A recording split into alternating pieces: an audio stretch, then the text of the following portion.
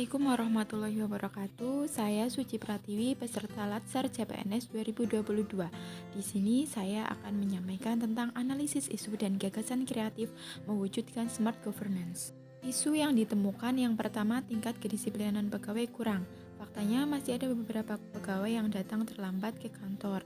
Dampaknya kurang maksimal dalam operan jaga. Pihak yang terdampak yaitu instansi dan pasien. Yang kedua, dokumentasi kebidanan yang ditulis tidak lengkap. Faktanya masih ada dokumentasi yang belum diisi lengkap. Dampaknya bisa mempengaruhi tindakan ke pasien, pihak yang terdampak, instansi, dan pasien. Yang ketiga, kurangnya angka kunjungan balita ditimbang di posyandu. Faktanya masih ada beberapa ibu yang keberatan datang ke posyandu karena sibuk dan bekerja.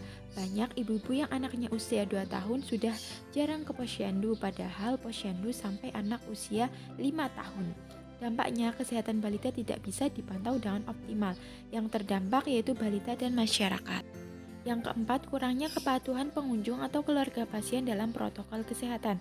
Faktanya masih ada pengunjung atau keluarga pasien yang tidak memakai masker. Dampaknya peningkatan penularan penyakit. Yang terdampak pengunjung, petugas, dan instansi. Yang kelima yaitu kurangnya pemanfaatan ilmu teknologi sebagai sarana pelayanan dan edukasi. Faktanya informasi atau edukasi belum disebar melalui media sosial secara optimal. Misalnya WA, YouTube, Instagram. Dampaknya penyampaian informasi terbatas, tidak bisa diakses secara luas. Pihak yang terdampak yaitu masyarakat. Yang keenam, kegiatan SDITTK atau stimulasi belum terjadwal. Faktanya belum ada koordinasi antara lintas program dan lintas sektor untuk mengenai screening SDITTK. Dampaknya deteksi dini pada penyimpangan kesehatan tidak bisa ditemukan secara dini. Pihak yang terdampak yaitu masyarakat. Teknik tapisan isu yang saya gunakan adalah USG, Urgency Seriousness Grow. Bisa dilihat dari tabel yang prioritas adalah kurangnya angka kunjungan balita ditimbang di posyandu. Dilihat dari urgensinya, kegiatan posyandu sangat penting untuk mendeteksi stunting yang masih tinggi di Indonesia. Lihat dari keseriusannya, posyandu bisa untuk memantau tumbuh kembang anak. Dan dari grow-nya, jika tidak ditangani akan berdampak pada kesehatan anak secara meluas. Analisis penyebab isu. Saya menggunakan fishbone diagram. Yang pertama, dilihat dari segi sumber daya manusianya. Karena kurangnya pengetahuan ibu mengenai pentingnya posyandu. Dilihat dari sarananya, karena kurang meratanya sarana edukasi dan informasi. Dilihat dari metode, kurangnya sosialisasi tentang tujuan dan manfaat posyandu.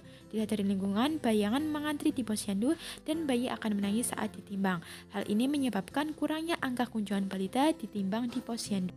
Kemudian, analisis dampak isu terpilih yaitu kurangnya angka kunjungan balita ditimbang di posyandu. Dampak jika tidak segera ditangani. 1. Tidak dapat dipantau tumbuh kembang anak, tidak dapat mendeteksi status gizi anak, tidak dapat mendeteksi resiko stunting pada anak, pertumbuhan dan perkembangan anak dapat terganggu karena tidak ada deteksi dini baik gizi kurang ataupun gizi buruk.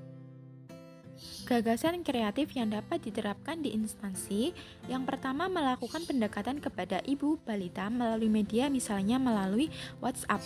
Bekerja sama dengan kader untuk memotivasi ibu balita hadir ke posyandu. Yang ketiga, memberikan penyuluhan tentang pentingnya posyandu dan manfaat bagi anak. Yang keempat, memberikan informasi dan edukasi berbasis media digital yang menarik. Yang kelima, membuat kelompok khusus ibu balita sebagai media komunikasi antara ibu, balita, dan tenaga kesehatan. Demikian presentasi yang dapat saya paparkan.